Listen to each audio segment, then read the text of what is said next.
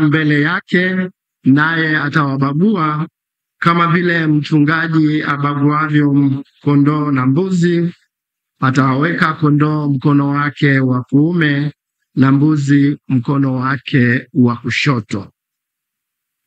Ndugu zangu wapendwa, kama nilivyodokeza mwanzo wa ibada hii ya misa takatifu, tumekusanyika asubuhi ya leo kuwaombea ndugu zetu ambao wamepoteza maisha yao katika ghasia zilizotokea kipindi cha uchaguzi mkuu wa mwaka 2025. Tunawakumbuka ndugu zetu hawa, tukitambua kwamba wametangulia katika makao ya milele. Tunawaombea ili Mwenyezi Mungu mwenye huruma awapokee mbinguni pamoja na watakatifu wake, tukitambua kwamba na sisi ambao bado tuko katika safari katika ulimwengu huu, Mwenyezi Mungu atujalie tuyatambue mapenzi yake, ili siku moja nasi tutakapomaliza safari twende kukutana na wapendwa wetu huko mbinguni. Mara nyingi sisi binadamu hujiuliza swali, siku ile ya mwisho au siku ile ya hukumu, tutakapofika mbele ya Mwenyezi Mungu, ni maswali gani tutakayoulizwa, au ni kigezo kipi ambacho kitatumika katika hukumu ile ya mwisho?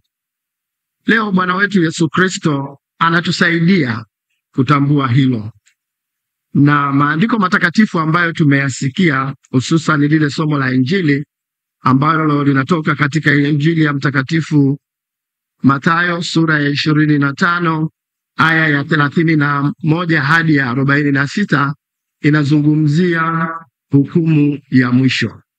Ni mambo gani ambayo tutakapofika mbele ya kiti cha hukumu kwayo tutahukumiwa? Bwana wetu Yesu Kristo anatuambia siku hiyo ya hukumu, mfalme atabagua, au tutabaguliwa kama vile mchungaji anavyobagua kondoo na mbuzi. Kondoo ataweka mkono wake wa kuume na mbuzi mkono wake wa kushoto. Na atawaambia wale ambao wametenda mema, njooni mliobarikiwa na Baba yangu, urithini ufalme mliowekewa tayari tangu kuumbwa kwa ulimwengu. Kwa maana nalikuwa na njaa, mkanipa chakula; nalikuwa na kiu, mkanipa maji; nalikuwa mgeni, mkanikaribisha; nalikuwa uchi, mkanivika; nalikuwa mgonjwa, mkaja kunitazama; nalikuwa kifungoni, mkanijia. Na hawa wenye haki watasema, Bwana, ni lini ambapo sisi tulikukuta katika hali hizo na tukakusaidia? Na yeye atawaambia, amin, amin nawaambia, kadiri mlivyomtendea mmojawapo wa hao ndugu zangu walio wadogo, mlinitendea mimi. Ndugu zangu wapendwa, haya tuliyoyasikia Bwana wetu akiyasema, au vigezo ambavyo tumesikia Bwana wetu Yesu Kristo akivisema, ni vigezo vya kibinadamu, ni vigezo vya utu. Sisi tutahukumiwa kwa jinsi ambavyo tumewatendea binadamu wenzetu. Haijalishi kwamba tunasali kiasi gani, haijalishi tunatoa sadaka kiwango gani, hatuwezi tukamuonga Mungu hata siku moja kama wale binadamu tunaoishi nao hatutawatendea kiutu. Basi sisi mbele ya Mwenyezi Mungu hatutapata mastahili yoyote. Kama tulisababisha watu wengine wakafa kwa njaa, au tuliwanyima chakula makusudi ili wateseke, basi sisi mbele ya Mwenyezi Mungu hatutakuwa na mastahili. Kama mtu tulimnyima maji, tulisababisha mtu akafa kwa sababu ya kiu, basi mbele ya Mwenyezi Mungu hatutakuwa na mastahili.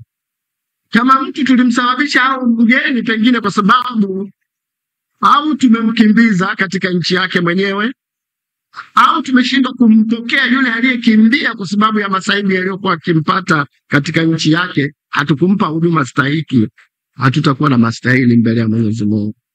Hivyo unapotazama kwa undani, ni vigezo zaidi vya kiutu vya kibinadamu, ni namna gani tumewatendea binadamu wenzetu. Tutakuwa waongo sana tukifikiri kana kwamba yule anayesali sala ndefu, huyo ndio atakayeurithi ufalme wa Mungu. Tumesikia Bwana wetu Yesu Kristo hapa akisema, hakusema kabisa au hakutuambia siku ya leo kwamba yule anayesali sala ndefu au yule anayelala kanisani, huyo ndio atakayeurithi ufalme wa mbingu. La hasha, bali ni yule anayemtendea mwingine mambo ya msingi, mambo ya kawaida ya kibinadamu, aliyemhudumia mgonjwa, aliyempa chakula mwenye njaa, aliyempa maji mtu mwenye kiu, aliyemvika aliyeuchi, aliyekwenda kumtembelea mtu aliye gerezani, aliyempa faraja mgonjwa. Haya ndio mambo, maisha ya kila siku, ni mambo madogo madogo ya kila siku ambayo yanatujalia sisi mastahili mbele ya Mwenyezi Mungu. Hello, and welcome to the WVBS Online Bible School. My name is Russell Hafner, and I am the director. Maandiko matakatifu yanatuambia wale walioko kushoto au wale ambao watakwenda kushoto, ambao wale wametenda mambo ya uharamia au wamewatendea wengine vibaya, watasema, Bwana, ni lini ambapo sisi tulikukuta una njaa hatukukupa chakula? Tulikuona una kiu au tulikukuta una kiu hatukukupa maji? Tulikuona uchi hatukukuvika nguo? Au tulikuona mgeni hatukukukaribisha? Na yeye atawaambia, amin, amin nawaambia, kadiri msivyomtendea mmoja wapo wa hao ndugu zangu walio wadogo, hamkunitendea mimi. Tutambue kwamba matendo yetu, mtu atahukumiwa kadiri ya matendo yake na kadiri tulivyowatendea wengine katika maisha yetu. Tutahukumiwa na Mwenyezi Mungu kutokana na yale tuliowatendea binadamu wenzetu katika maisha yao. Haijalishi kama wewe ni mtu wa sala ndefu au unafunga kila siku, iwapo matendo yako ni kinyume na utu wa mwanadamu, hakika unajiandalia hukumu yako wewe mwenyewe. Somo la leo linatuhimiza kuwatendea wengine mema, kwa kuwa sote tumeumbwa kwa sura na mfano wake Mwenyezi Mungu. Maandiko matakatifu yanatuambia, basi yoyote mtakayo kutendewa na watu, nanyi watendeeni vivyo hivyo, maana hiyo ndiyo Torati na manabii. Kipimo mtakachotumia kuwapimia wengine, kipimo hicho hicho ndicho kitakachotumika kuwapimia ninyi. Hivyo ndugu zangu, siku ya leo tumuombe Mwenyezi Mungu atujalie katika maisha yetu tuwe watu wa haki, na haki ndiyo huzaa amani. Tusipokuwa watu wa haki katika maisha yetu, tusipotenda haki katika maisha yetu, amani haiwezi kutawala kama. Tumuombe Mwenyezi Mungu ili atujalie katika maisha yetu, na hasa sisi wa Tanzania, ili tutendeane haki.